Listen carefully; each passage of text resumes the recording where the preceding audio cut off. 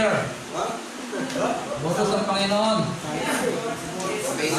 Para lalong gumanda ang ating boses pagdating ng 2021.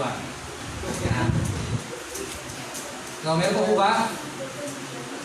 Ayan. Brother Anthony. Marami pala. Brother Anthony. Hindi na makapagantay ng ano. Hindi na makapagantay ng araw niya. Hindi naman. Solo ba? Solo? Hindi. Kaya ano? Bonus ka, bonus.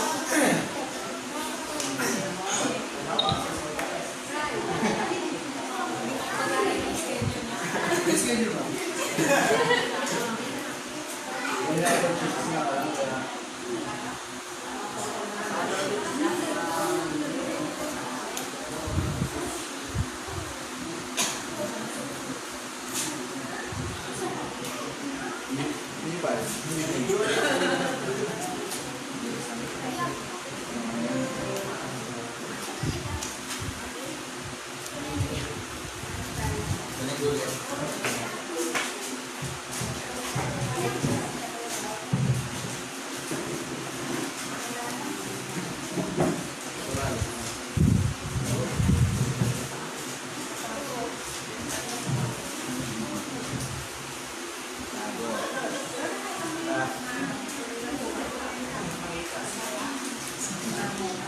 Ralin.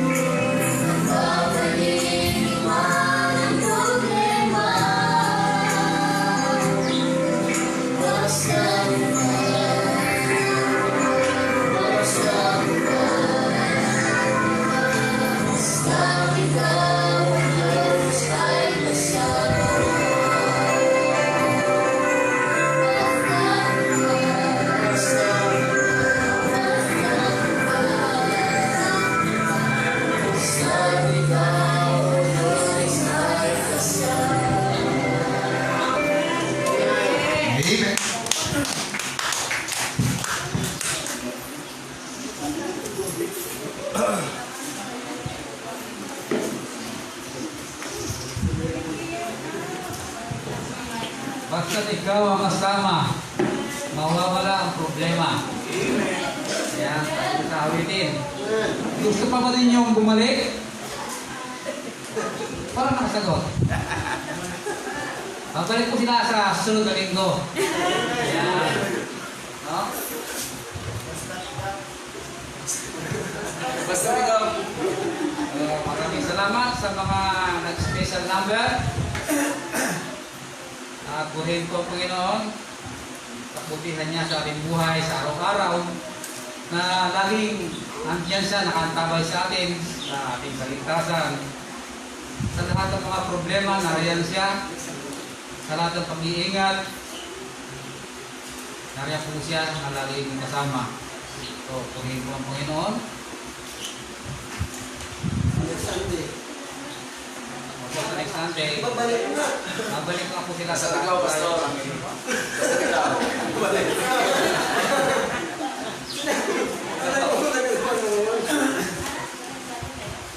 Sunday talaga pala sila. Okay. Basta ikaw. Amen. Sa Lord. Salamat po sa ating Panginoon. Sa araw-araw na biyaya, ang lagi niyang binibigay po sa kanyang mga anak. So, sino po gusto magpasalamat?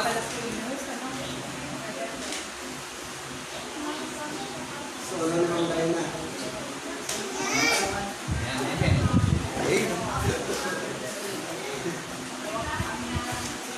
Hello, magandang umaga sa akin lahat.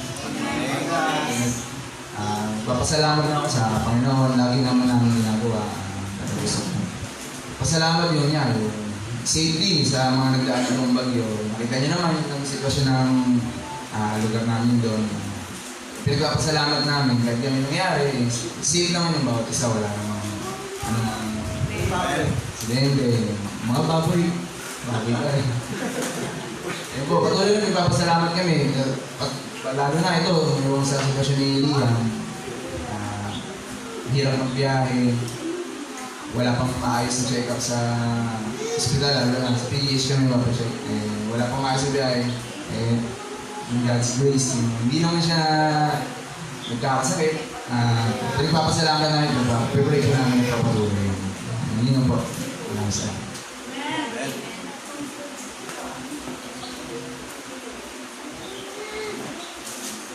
Salamat. Purihin po ang Panginoon. Salamat din sa Panginoon at patuloy na nag-iingat sa atin. Sa hirap ng buhay, nariyan siya, lagi na nakatabay. Hindi na ito, nagtataka rin ako sa sarili ko. Wala akong hanap buhay, wala akong trabaho. Si Mrs. lang ang kumikita ng araw-araw. Kaya napakabuti ng Panginoon. Nakaka-survive pa rin. Kaya hindi tayo pinapabayaan ng ating Panginoon.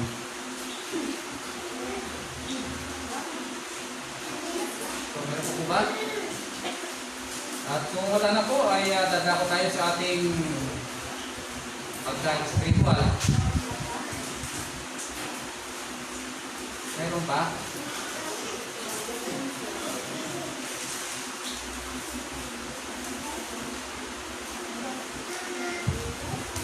Meron po ba? O wala na?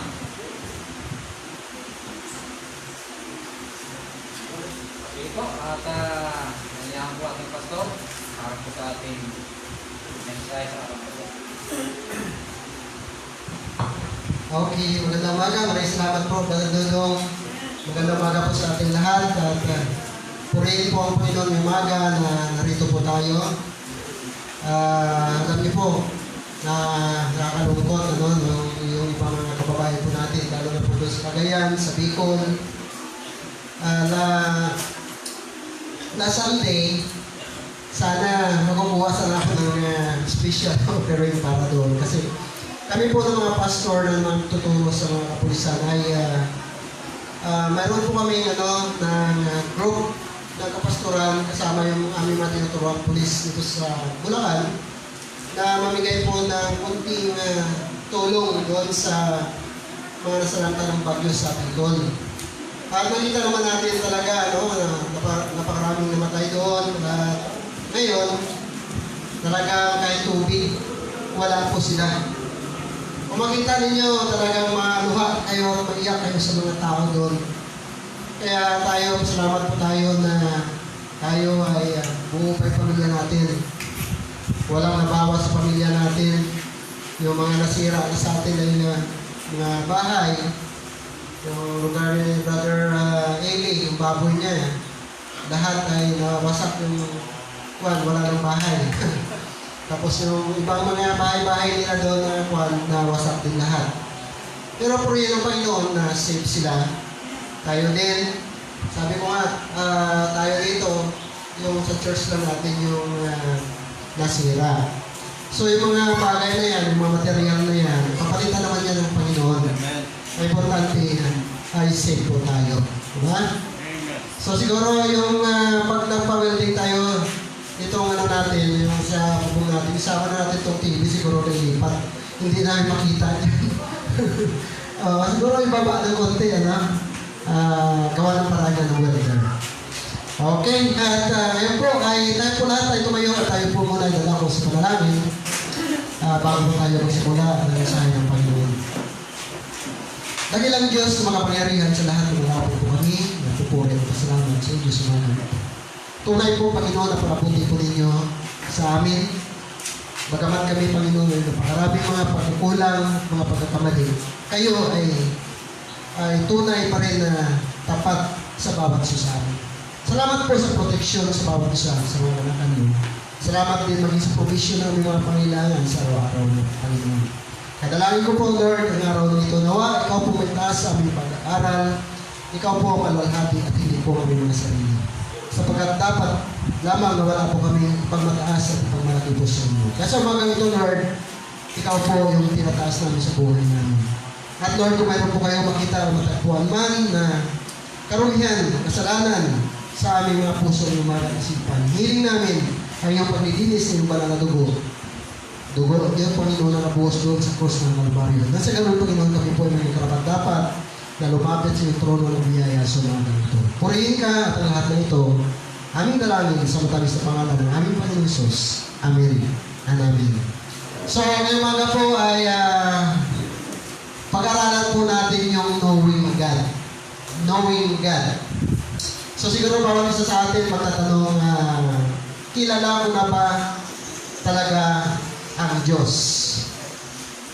Kilala ko na ba talaga ang Diyos sa buhay ko?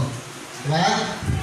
Kasi po, alam niyo pa nga, mga kapatid, kung kilala mo, kagaya ng mga magulang natin, kapag kilala mo yung magulang natin, kilala natin yung magulang natin sila, nandun yung ating respeto, nandun yung ating takot. Di po ba? Siyempre, alam natin kilala natin siya, mga parents natin, kaya nandun yung ating respect, nandun yung ating takot sa kanila. So sa Panginoon din, ganoon din po, kung kilala natin ang Diyos, dapat nandun din po yung ating pananampalataya, at nandun din yung ating takot sa Kanya. Takot tayo sapagkat hindi natin nagagawa at nasusunod yung mga pinapagawa niya sa atin. Takot tayo sapagkat hindi natin ipinamumuhay o hindi tayo namumuhay ng ayon sa kalooban ng ating Panginoon. Ilalaban natin ang Diyos. Napakalaga po yun. Last Sunday, pinag-aralan po natin na kung hindi natin siya kilala, wala rin tayong karapatan na tumawag sa Kanya, Ama ko, tulungan mo ako. Ama ko, sabi nga ni Manny Pacquiao, tawag ka ng tawag sa akin, hindi naman kita kilala. Tawagin mo akong senador, hindi naman kita kilala. So, ganoon din po sa Panginoon, kung wala tayong personal na relasyon sa Kanya, hindi niya tayo kilala. May ibig ko ba sabihin, Pastor, hindi lahat ng tao anak ng Diyos. Yes. Nakasulat po yan sa Biblia. Sa aklat po ng John chapter 8 verse 44, mayroon doon na ama ninyo ay ang diablo. So, ibig sabihin, hindi lahat po ng tao sa mundong ito ay anak ng Diyos.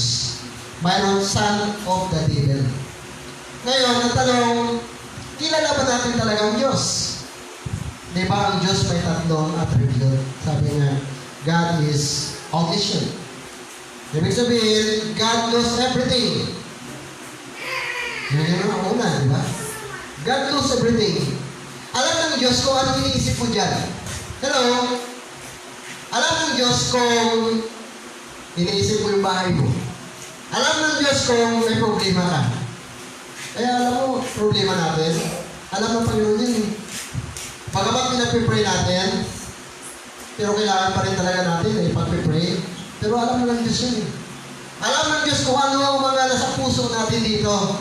Yung mga dinadala natin yan, alam ng Diyos yan. Alam din ng Diyos na kahit nandito ka, hindi ka nakikinig.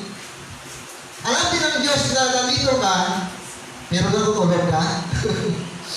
Pagkawat hindi nakikita ng tao yun. Bakit?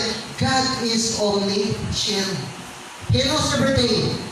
Ano pa? God is ano yun? God is omnipresent. Ibig sabihin, God is everywhere. Di ba? Kaya sabi nga, dalawang tatlo, nakatipon sa pangalan ko, sabi ng Panginoon, nandiyan ako sa kalagitnaan nila. Kung magtipon tayo doon, nandun ang Panginoon. Kung magtipon tayo doon, nandun ang Panginoon. Nandito tayo, magtipon, nandito ang Panginoon. God is everywhere. Kaya nag-away si Soriano at si Kibuloy. Dahil sabi ni Kibuloy, sabi niya, I am the appointed son of God. Ibig sabihin, son of God siya. Ngayon, kung son of God siya, sabi ni Brother Ray, kung siya ay Diyos, bakit wala siya rito? Dahil pag sinabi mo nga, God is omnipresent, God is everywhere, di ba? Nandito ba ngayon si Kibuloy sa kakaligtaan natin? Di ba wala? So hindi siya Diyos. Because God is omnipresent. Ano pa? God is powerful. God is all-powerful. Kaya kaya ng Diyos lahat gawin. May problema natin mga kapatid, simple lang yan kapag tinoob ng Panginoon. Because God is powerful. Ano mang sakit kayang pagalingin ng Diyos kapag kalooban ng Diyos. Ano mang kakulangan natin kaya ng Diyos. Sapagkat all-powerful siya. Ang tanong lang yan, kailangan lumalalim yung ating pagkakilala sa Diyos. Lumalalim, lumalago yung ating pananampalataya sa Diyos. Nandiyan ang Panginoon natin, lahat nandiyan sa Kanya eh. Sa attribute niya, nandiyan lahat eh. Ang kulang na po sa atin, yung ating pagkakilala, mababaw, pagkakilala po natin sa Panginoon. Mababaw. Kaya kailangan talaga nalaliman natin, kilalanin natin ang Diyos. Knowing God. Alam niyo, pag tayo may relasyon sa Panginoon, kilala po natin ang Panginoon. Una, na makita sa atin yung change sa buhay natin. Pagbabago. Ibig sabihin, gaano ka man kasama, gaano man kalungkot ang buhay mo, kayang paguhin ng Diyos. Bakit? God is all powerful. Kaya niya tayong gawin anak niya eh. Sabi ng Bible, if any man be in Christ, is a new creature, all things are passed away, behold, all things are become new. Ang sabi ng Panginoon, but as many as receive Him, today He give you power to become the Son of God. Kaya tayong gawin ng Diyos na mga anak niya. Kaya dapat lamang talaga na unang kilalanin po natin siya. At alam niyo kung ano, kapag kilala po natin ang Panginoon, makagawa po tayo ng mga bagay na mayroong mga kapahingan. Sabi po dyan, wala po laptop kasi kailangan ng palitan na keyboard, so kasama yung 2,000 per daw yung sinil sa akin ng one. Sabi dyan, sa Daniel chapter 11 verse 32, King James Version, and such as do wickedly against the covenant shall be corrupt by flatteries, but the people that do know their God, ano sabi? shall be strong and do exploits. Ang tao o ang Kristiyano na nakakilala sa Diyos, malakas po siya. Malakas po siya. Kahit na may problema ka, malakas ka. Bakit? You know your God. You know that you have God na tutulong sa'yo eh. Pero kung mababaw naman ang problema mo naman, kung mababaw yung pagkakilala mo sa Kanya, mababaw naman yung panampalataya mo. Kung ikaw ngayon ay hindi malago, yun naman ang problema mo. Takot ka pa rin. Iyak ka pa rin. Kunting problema lang, iyak ka pa rin. Eh bakit mababaw ka eh? Sa Tagalog ba, at ang gayong gumagawa na may kasamaan laban sa tipan ay mahikayat niya sa pamagitan ng mga abdaya. Ngunit ang bayan na nakakilala ng kanilang Diyos ay magiging matibay at gagawa ng kabayanihan. Kita mo na, kahit walang-wala na ang Kristiyano, nakagagawa pa rin siya ng kabayanihan. Walang-wala, mahirap. Pero bakit nagagamit sila ng Diyos? Kasi malaki ang kanyang pananampalataya at pagkakilala sa kanyang Diyos. Naniwala siya ron eh. Kaya sabi diyan, makakagawa siya ng kabayanihan. At una, sabi diyan, matibay siya. Bakit? Kilala niya ang kanyang Panginoon. The people who know their God will display strength and take action. Iba-iba lang po yung pinagkukunan ko yan. Kasi research po natin. Pero almost the same ang ibig sabihin. The people who know their God shall be strong and do exploits. Sa King James Version dyan. Alam niyo, sabi diyan ng Jeremiah, kung may nais magmalaki, ang ipagmalaki niya eh, ang pagkakilala at pagkaunawa niya sa akin. Jeremiah 9:24. Kung mayroon pala tayo ipagmalaki, hindi pala yung galing natin. Hindi pala yung lakas natin. Hindi pala yung kayamanan natin. Dapat ay ipagmalaki mo. Kilala ko ang Diyos ko. Amen po ba? May Diyos ako. Natutulong sa akin na hindi ako iiwan, hindi ako pababayaan. Dapat pala yun ipagmalaki natin ang Diyos. Kasi kung may Diyos tayo, kaya naman ipoprovide lahat eh. Di ba iwan ka ng kaibigan mo, kung may Diyos ka, pwede ka na bigyan ng kaibigan eh. Kaya huwag ka malungkot. Kasi ibibigay ng Panginoon sa'yo eh. Lahat eh. Ay importante, may Diyos ka. The God who is more than enough. Ang Diyos natin is more than enough. More than anything. More than wealth, more than money, more than lahat ng mga bagay sa mundong ito. Do you believe that? Sobra pa. No? Kung may Diyos ka. Sabi nga, pagkagagawa ka ng kabayanihan, kung may Diyos ka. Ephesians chapter 3 verse 20, sa Diyos na makagagawa ng higit kaysa lahat ng maaari nating hilingin at isipin. Kita mo yan? Grabe pa yun natin, ano? Iniisip natin konti lang eh, pero yung ibibigay niya sa akin, sobra pa doon sa iniisip mo. Sobra pa doon sa hinihingi mo. That is our God. Amen po ba? Amen. Kabuti ng Panginoon po natin. Hinihingi natin, ganito lang. Hinihingi ka ng ganito lang kalaking bahay, tapos bigyan ka ng ganun, kalaki. Diba? Wow! Dati hinihingi mo gwapo lang, tapos binigyan ka, Kristiyano pa. Diba? Di, bakit still na? Lahat na, binigay ng Panginoon sa'yo. Sabi, hindi lang gwapo. Dapat Kristiyano pa ibibigay ko sa'yo na maging partner mo sa buhay. Next, the God who is more than enough. The God who is more than enough. So, if you know your God, you have faith in Him, no? Kung kilala mo siya, mayroon lang pananampalataya sa Kanya. Ano po bang ibig sabihin ng faith? Pag-usapan natin yung faith ngayon. Faith is taking God and His Word. As Christian, must do just exactly as God's Word says. Yun ang ibig sabihin ng faith pala. Ang faith, gagawin mo eksaktong-eksakto sa sinasabi ng Diyos. Ayan. God has given specific instruction in His Word, yung Bible. Ito po yung specific instruction ng Panginoon.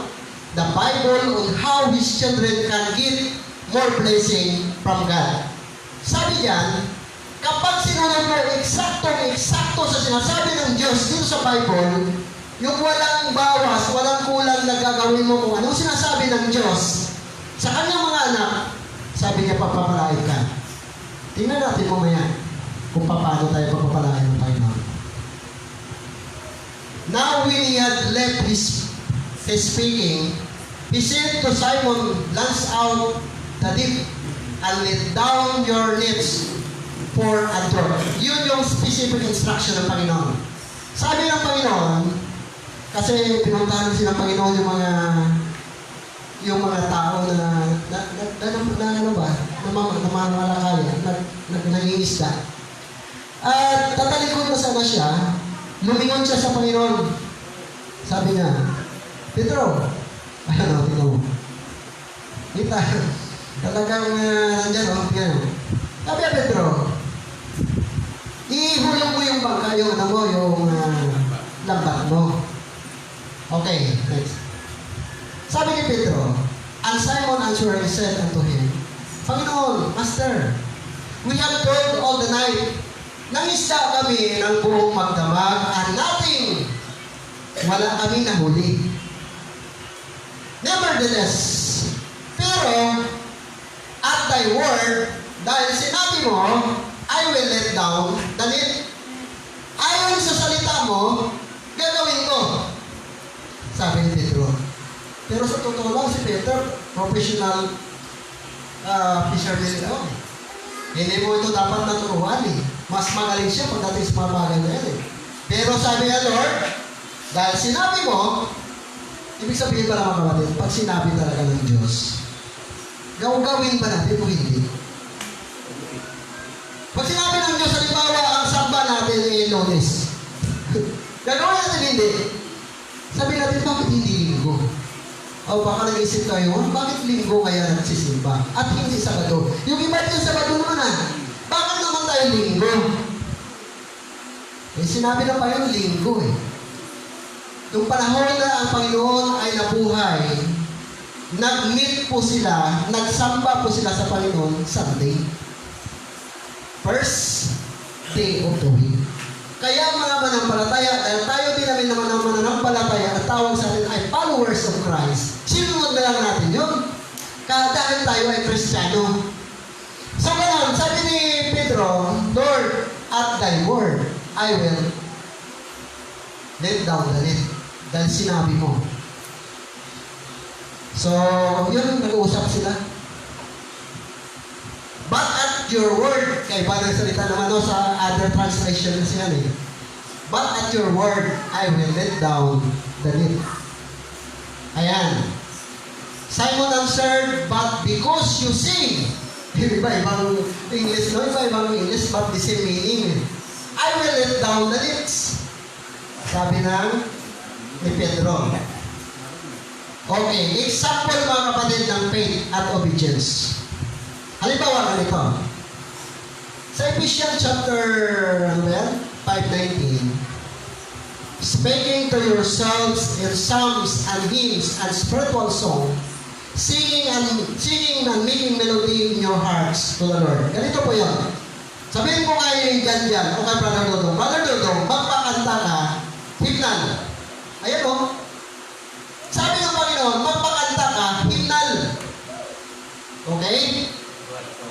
Nagpakanta ngayon si Brother Dodong dito, "My Way."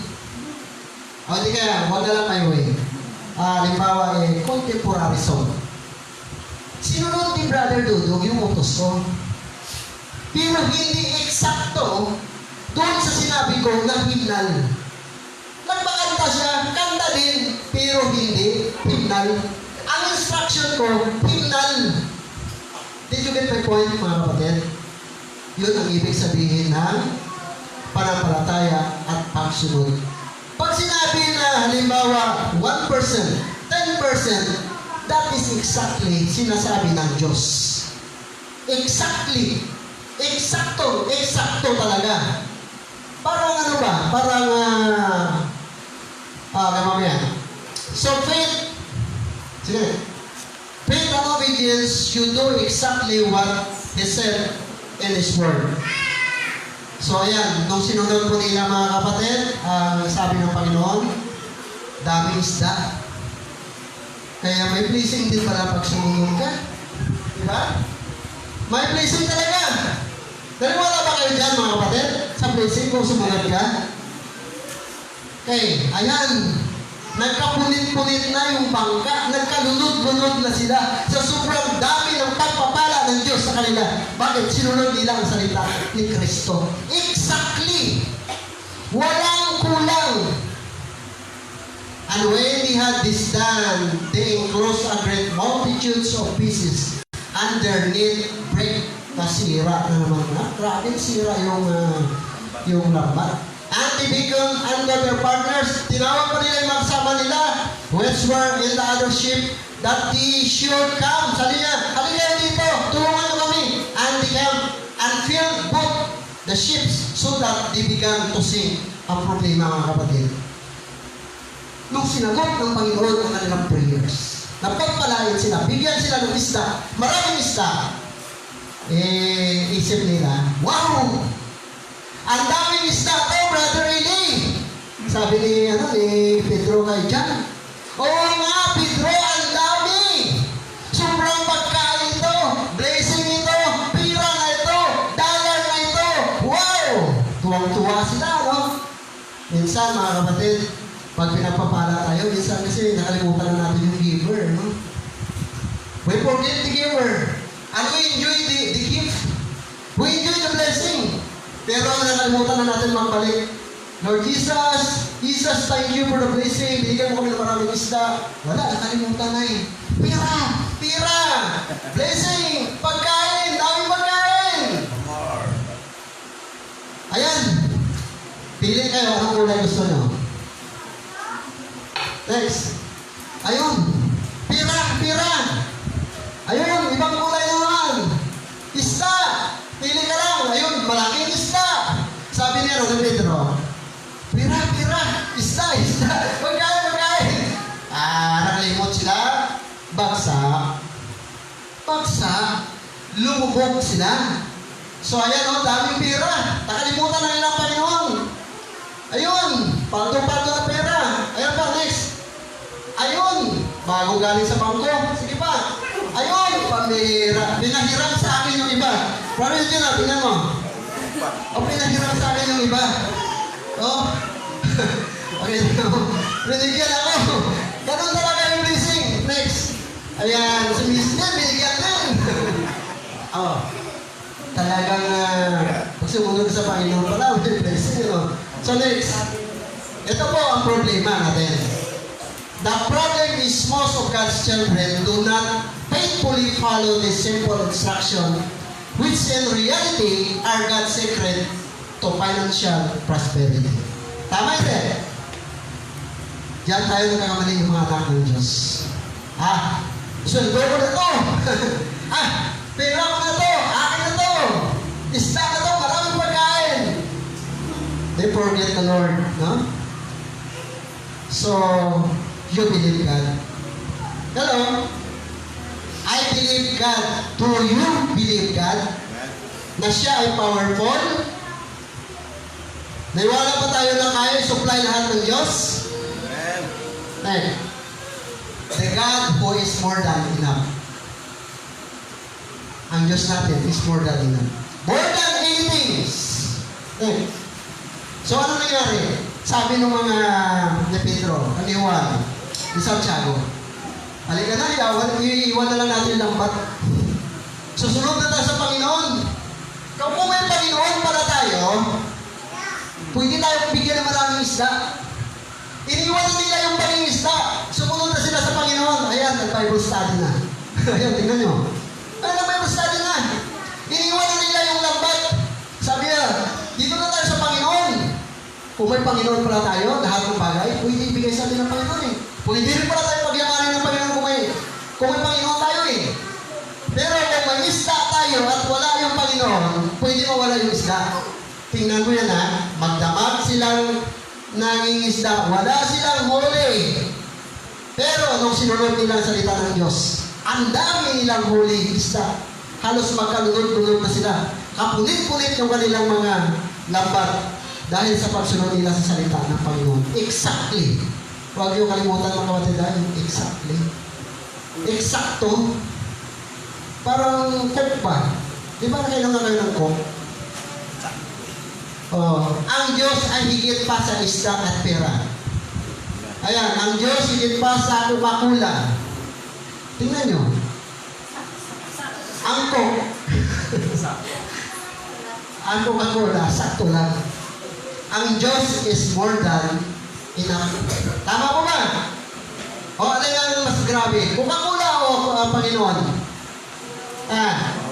Sakto pa lang ba mag-Coca-Cola? Oh, next. Minsan, ang Coca-Cola may zero pa. Ayun. Zero. Ayun, zero. Yun ang paborito namin ni Brother Bruce. Zero. Walang sugar. Okay. Ang Diyos, higit pa sa sweldo. Bakit na minsan, pag nakasweldo kayo, nakalimutan nyo na ang Panginoon? Ang Diyos, higit pa sa sweldo.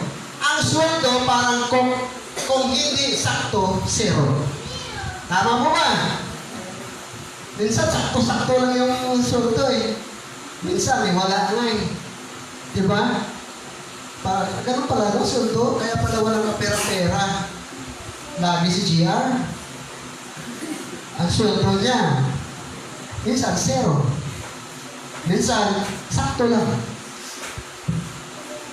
Ganun-ganun na lang kami kaya wala akong laptop eh. Iba't ibang klase ng sweldo, pag-aralan po natin. May sweldo, ang sweldo parang sibuyas. Yan. Kapag hinati-hati mo ang sweldo mo sa gastusin, mapapaluha ka na lang. Tama po ba? Sino dito? Tama po ba? Sino dito sa sweldo? Tawa-tawa si Jisa kaya binibigyan ni GR. Iyak lang eh. Kasi hindi kasya. Pinaghati-hati niya. Subukan mo maghati-hati na sibuyas. Iyak ka talaga. Kaya ang sweldo parang sibuyas. Mapapaluha ka na lang. Next. But my God, kaya sabi ko sa inyo eh, God is more than enough eh. Shall supply all your need according to His riches in glory by Christ Jesus. Panginoon talaga natin is more than enough. More than enough talaga siya. Hindi kagaya ng sweldo. Next. Ayan pa. May bagyo na sweldo. Hindi ka sigurado kung kailan ito darating. At kung gaano ito katagal. Ang sweldo niyo ba, Ma'am Tina, tumatagal? Gaano katagal? Ilang buwan? O hindi nga mag-abot isang buwan? Diba? Karamihan dito, umiiyak eh, para sibuyas eh, at hindi tumatagal kasi yung sweldo. Hindi mo alam kung gaano katagal maubos.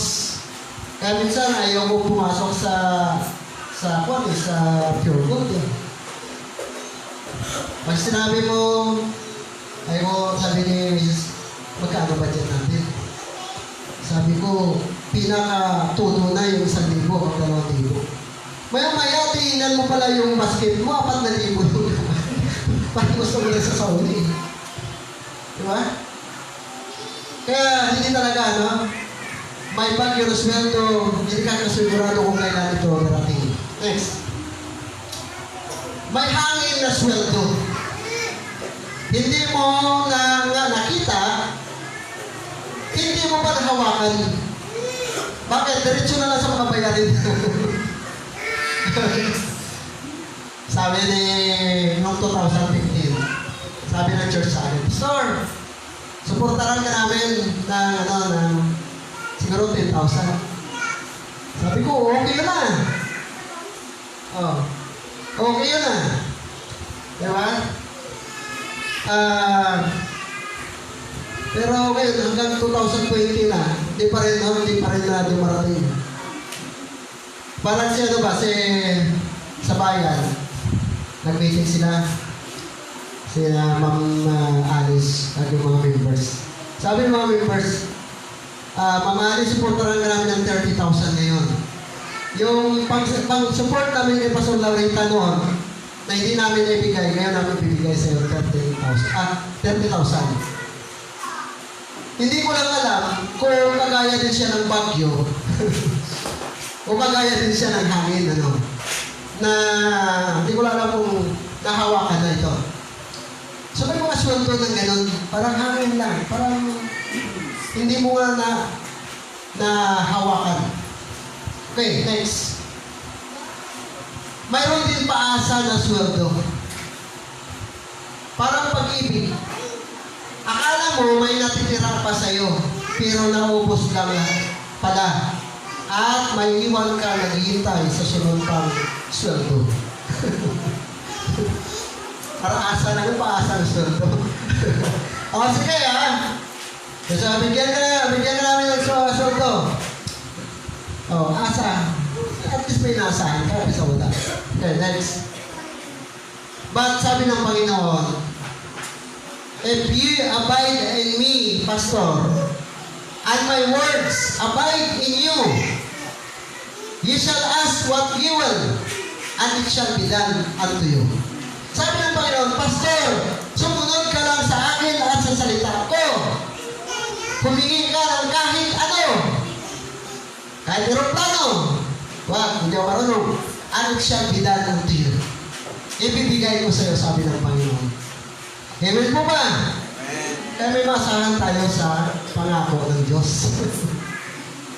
Pangako ng Diyos, pwede talaga natin maasahan. Ayan.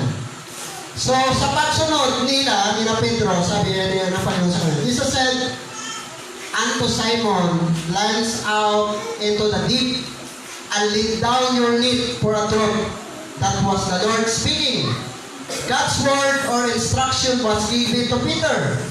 Peter said, Master, we have toiled all night and have taken nothing. Nevertheless, at thy word, I will let down the net. Sabi ni Pedro, sinabi mo Panginoon, kaya susundin ko. Kailangan na talaga mga kapatid, obedience, panampalataya sa Panginoon. Parang hindi ko lang talaga bakit na itong mga topic na ganito, mga obedience, mga faith, halos na buong taon, ilang taon, daming preacher, tinuturo sa simbahan, pero bakit ang hirap-hirap sundin? Ang hirap-hirap paniwalaan. Samantalang, nababasa mo word by word. Pero kahit anong waswas ng pastor, hindi pa rin talaga pinapaniwalaan. Buti na lang si Pedro. Sinabi ni Panginoon kay Pedro, ihulog mo. Sabi ng Lord, wala talaga, pero sinabi mo eh. Dapat ganun tayo eh. Lord, wala akong wala akong pang-giving eh, wala akong pambigay dyan eh, pero sinabi mo eh. That is faith. That is faith in His Word. Kaya sa verse 6, at nang magawa nila ito, ay nakahuli sila ng lubhang napakaraming isda at nagkapunit-punit ang kanilang mga lambat dahil sa kanilang pagsunod ng salita ng Diyos. Ayan punit-punit, bigat-bigat, nakalunod-lunod na sila. Obey them. Pagsunod na po talaga sa salita ng Diyos. And then, pagsunod din po sa leader. Obey God and your spiritual leader. Hebrews 3:17, obey your spiritual leaders, hindi yan angels, and do what they see, and their work is to watch over your soul. So, obedience pa rin. Dito may kwento dito mga kapatid. Dito sa 2 Kings chapter 4, verse 1 to 7. Ito ang kwento. Minsan, ang asawa ng isa sa mga propita ay lumapit kay Eliseo. Sinabi niya, hindi po kailangan sa inyo na ang asawa ko ay nabubuhay na may takot kay Yahweh hanggang sa mamatay. Ngayon po, ang dalawa kong anak na lalaki ay ibig alilahin ng isa sa mga pinagkautangan namin. Ano ang may tutulong ko sa iyo, sabi ng Eliseo, o ng lingkod ng Diyos. Ano ba ang natitira mo? Pangari-arian. Wala po. Maliban sa isang buting langis, sagot ng babae. Itong babae, namatayan siya ng asawa. Yung asawa niya, propita, lingkod ng Diyos. Ngayon, nung namatay, nagkautang-utang sila. Yung pinagkautangan niya, kinukuha na yung anak niya pambayad. Pambayad sa utang nila. Ngayon, itong babae, dahil ayaw naman ibigay yung anak niya, parang pastor ba? Namatay yung pastor. Naiwan yung asawa ng pastor. Yung mga anak, gusto kunin parang bayad ng utang ng pastor. Ngayon, sabi ng babae, lumapit sa kay Eliseo, doon sa lingkod ng Diyos. Alam naman ninyo yung asawa ko, nung buhay pa siya, naglingkod yan sa Panginoon na may katapatan kay Yahweh.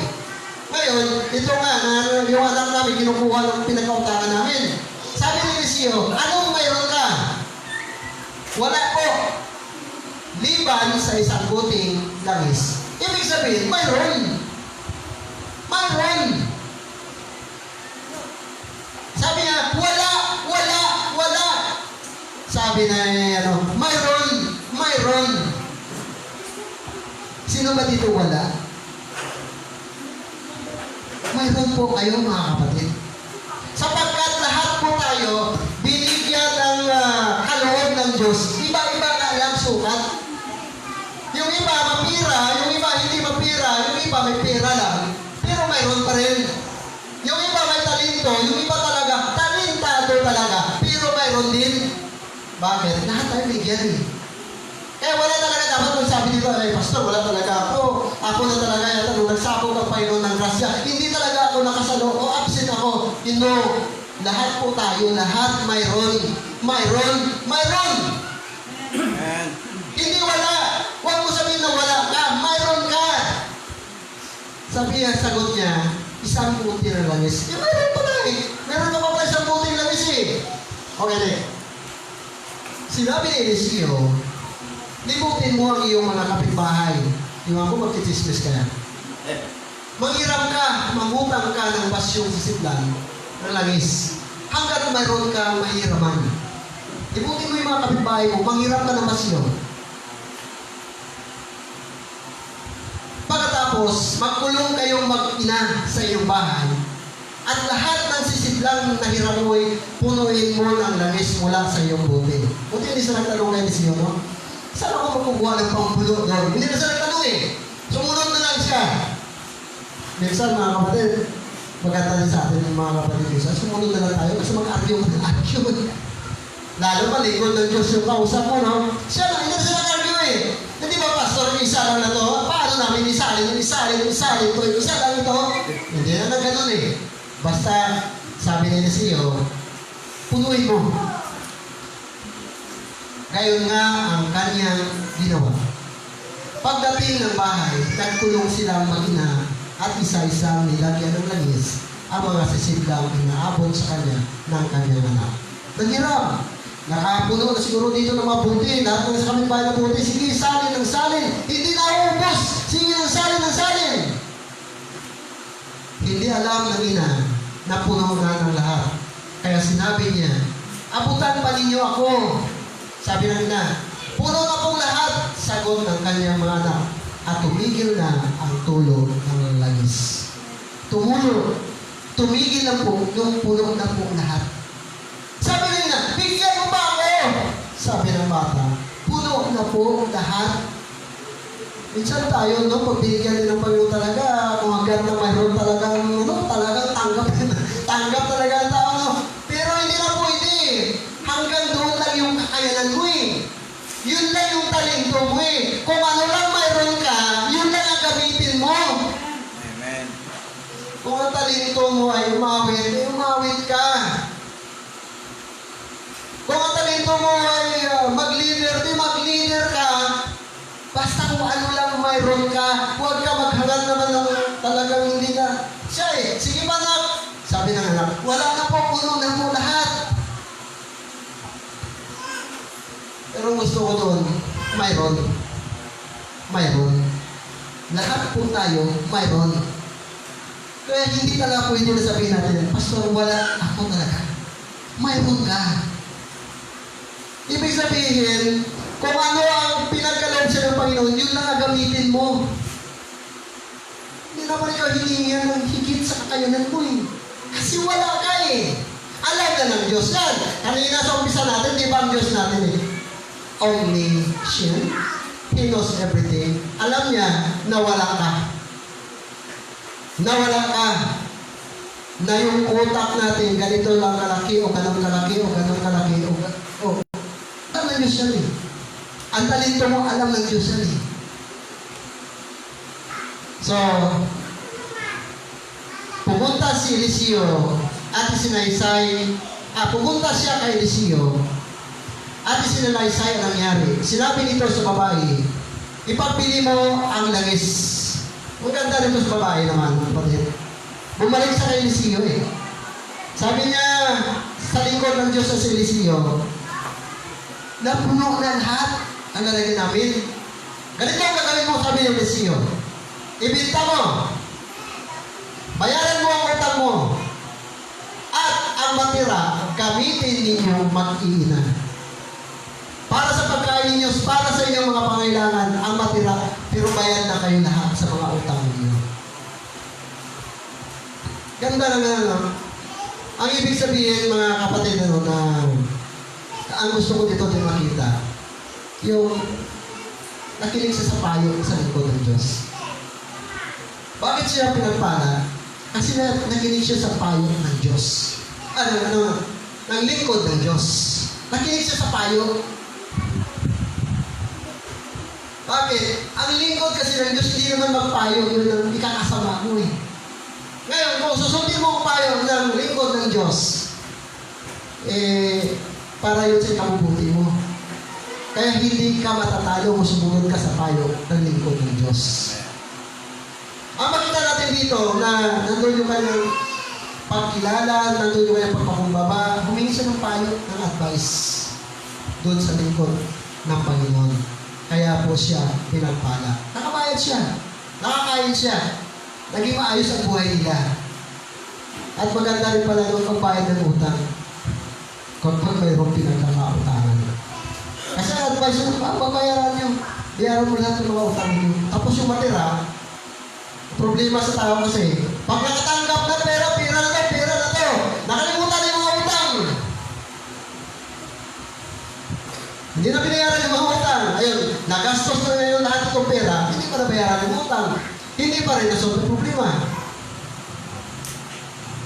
Kaya dapat din talaga, na kung yung sinabi dyan, sinunod niya talaga ang salita ng Panginoon. So obey your spiritual leaders and do what they see. Gawin mo kung ano ang sinasabi niya.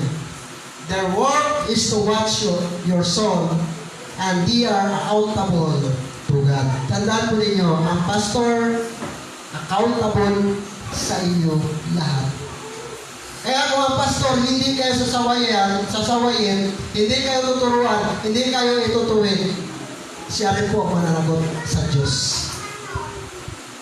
Siya rin po ang mananagot sa Diyos. So, it's not nothing. Hindi wala. It's not nothing. Mayroon po tayo. Pero tingin natin wala Tingnan mo walang lamantikan. Pero mayroon. Sino ba dito hindi nakakain ng isang bisis sa isang araw? Hindi, siguro Dahil kung hindi ka nakakain, hindi wala ka na dito ngayon. Ibig sabihin, mayroon.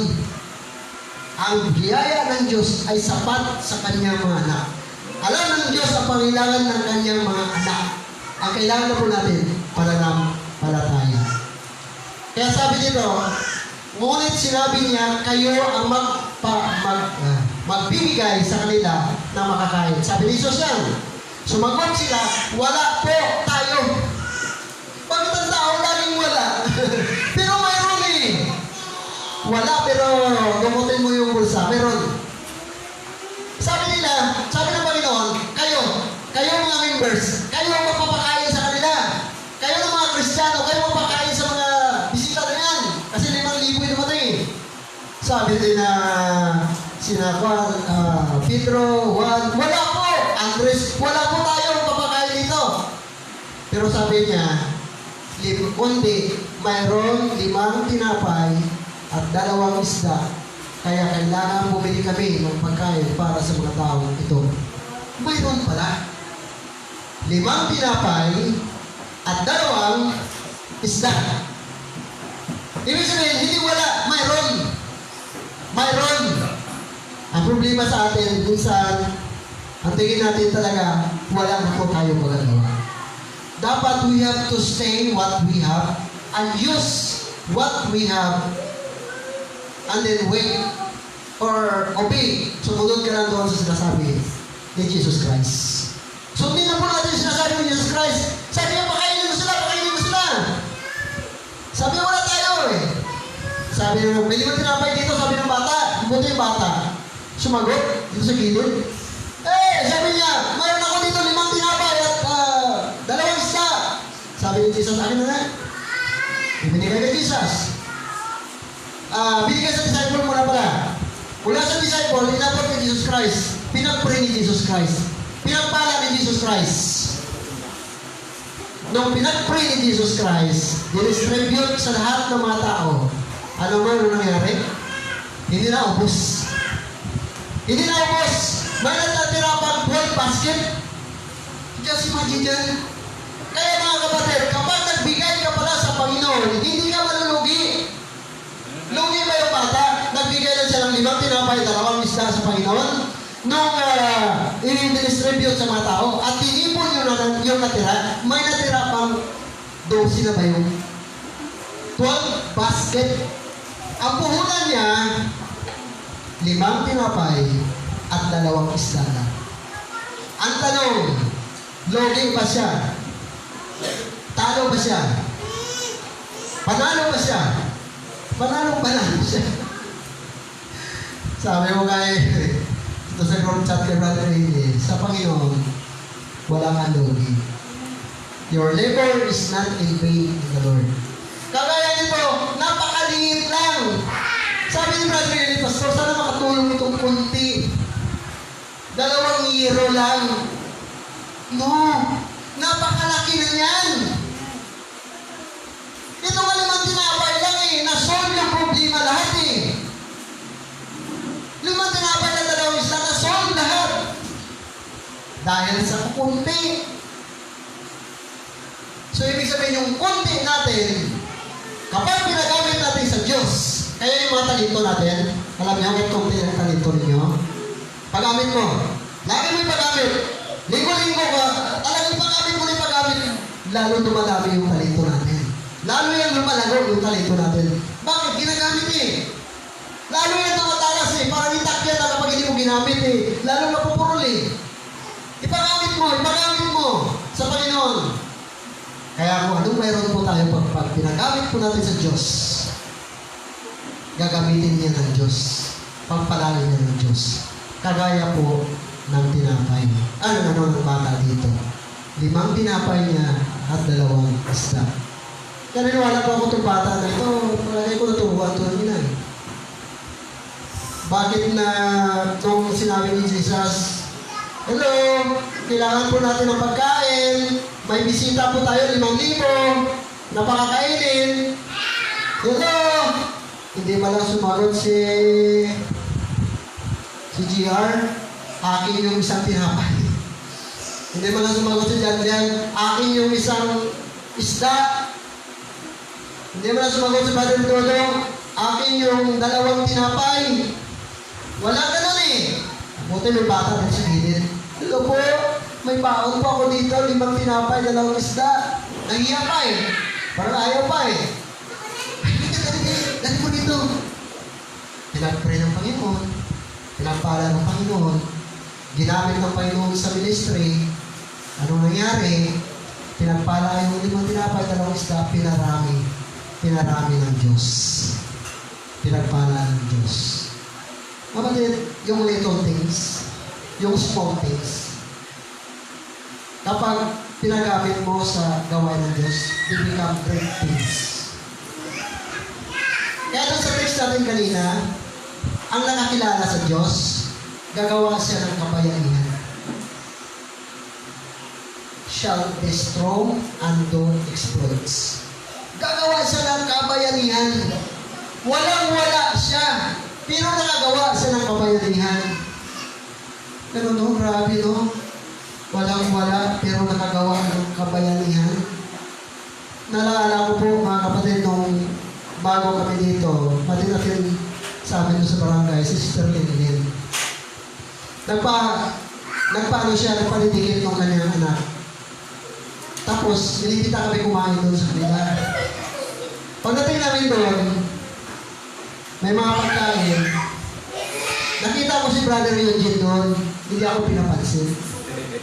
Sultado. Tapos, hindi ko rin siya pinansin. Kumain kami doon. Kumain kami. Dandaan lang, wala. Busy siya doon sa kanyang mga barkada na kanyang katunggaan siguro. So, ganun lang. Wala. Tapos minsan, punta ko palengke, bumili ako ng suklay sa kanya. Alam mo yung tindahan niya, parang bilao na yata o pag-bibit eh. I don't know. Pero maliit lang yung tindahan nila. Sa gilid lang po. Sa gilid lang yung tindahan nila. Ngayon, nung uli, sumama na kay Sir Linden magsimba. Uy, sabi ko, sumama na ito nabong pamilya. Tapos nagpabaptize sila. Oh, amen. Tumanggap sa Panginoon, nagpabaptize. Alam mo mga kapatid, ilang lang, nakita ko dalawa na yung Kristo. No? Dalawa na yung Kristo. Alam mo, malaki na yung Kristo nila sa palengke. Dalawa yun. At may mga estante na talagang malaki na, no? Yung tindahan. Alam mo pag yung mga kapatid, hindi natin talaga matawaran ng Diyos eh. Hindi natin pwedeng maliitin talaga ang kapangyarihan ng Panginoon. Pwede ka ang Panginoon na payamanin, pwede ka rin ang Panginoon na pahirapan, humirap ka. Pwede lahat ng kayamanan mo, isang pa na lang pauwiin lahat ng Diyos yun. Pero pwede ka rin payamanin ng Diyos sa sandaling panahon lang. God is powerful. God is more than enough. More than enough. So, nakita mo rito, dalawang lista lang pinagamit niya sa Panginoon. At nakita ko naman ng Brother Eugene simula po na naging Kristiyano siya, na minsan gusto kong tanggihan yung kanilang mga share, mga tulong sa simbahan. Dahil alam ko mahirap sila. Pero, yung tinuturo ko, kung tatanggihan ko yun, para naman binabalik ko yung katuruan ng Biblia. Yung katuruan ng Biblia. Na para paghadlangan mo naman na pagpapalain sila ng Panginoon. Pero your little things, your small things, kapag binigay mo sa Panginoon, maging great things po yan. So, akala mo lang, wala. Tingnan mo. Akala mo lang, wala. Pero, meron. Yan. Sino yan yung nagtagmas niyan? Si dubsmas.com. Sinabi niya. .com. Akala mo lang, wala eh. Mga kapatid, lahat po tayo dito mayroon. Sabi ko, hindi kaya ako ng special offering sa mga members. Wala silang pera. No. Kung ang puso natin, desire ang puso natin, kahit kunti lang. Papadala natin sa mga nalubog na matayan sa Bicol. Sabi ko, ay magamit ng Panginoon. Ang bawat isa sa atin binigyan ng tanging kaloob ayon sa sukat ibinigay ni Kristo. Biblical. Amen? Kaya huwag mo sabihin na kunti lang ang talento mo. Dahil alam na ng Diyos yan. Hindi mo na kailangan, Lord, wala talaga po ko. Alam naman ng Diyos, wala. Wala talaga akong talento. Huwag mo na sabihin, alam mo na yan. Siya may gawa sa'yo eh. Pag nagawa ka, alam mo yung kakayanan na ginawa ko eh. Gawa ka ng bahay. Ano kung anong kakayanan nun? Kung anong lalim ng foundation nun? Kaya yamang mayroon tayong mga kaloob na magkakaiba, ayon sa kagandahang loob ng Diyos sa atin. Gamitin natin ang mga kaloob na yan. Amen? Gamitin po natin kung anong kaloob ng Panginoon sa atin. Nakailangan mo para tira. Nakita mo yan si 55, yun, slides, ilan tira? Nakikita mo yun sa gilid. Ha? Ilan yun lang sa gilid? Okay. So, sige, dyan na lang sa pour out. Tatapusin mo na. Dyan lang, dyan. So, kailangan natin ilabas kung anong mayroon po tayo. Ilabas lang natin kung anong mayroon tayo. Gamitin po natin sa Panginoon. So, tayo po lahat ay tumayo. Tayo po ay manalangin. Huwag tayo maghinayang kung tayo po ay mabawasan. Kung tayo po ay makapagbahagi, lalo na po sa gawain ng Diyos at sa mga nangangailangan. Tayo po ay manalangin. Dakilang Diyos, maraming salamat po sa inyong mga salita na nagturo sa amin, nagmulat sa amin. Dalangin ko po, Panginoon, kami ay matuto, kami ay lumago sa pananampalataya at pagkakilala sa iyo. Dagdagan niyo na, Panginoon, aming tiwala sa iyo, ang aming pananampalataya sa iyo. Salamat po, Diyos, dahil tinuruan niyo po kami na magbigay, sapagkat ikaw muna po ang unang magbigay sa amin bago po kami. Bayo ko po kung minagmahal sa iyo, ikaw muna ang unang nagmahal sa amin. And Lord, binigay niyo yung kaisa-isang anak na ang sino mang sumampalataya at tumanggap sa kanya ng kanyang Diyos at tagapagligtas ay hindi na po mapahamak sa dagat-dagat ng apoy, kundi magkaroon siya ng buhay na walang hanggan. Yan sa kalangitan na inihanda niyo po sa mga anak mo na sumampalataya at tumanggap sa inyo ng kanilang Diyos at tagapagligtas. Maraming salamat po, Diyos. Ito po ang panalangin sa matamis na pangalan ng aming Panginoong Isus. Amen and Amen.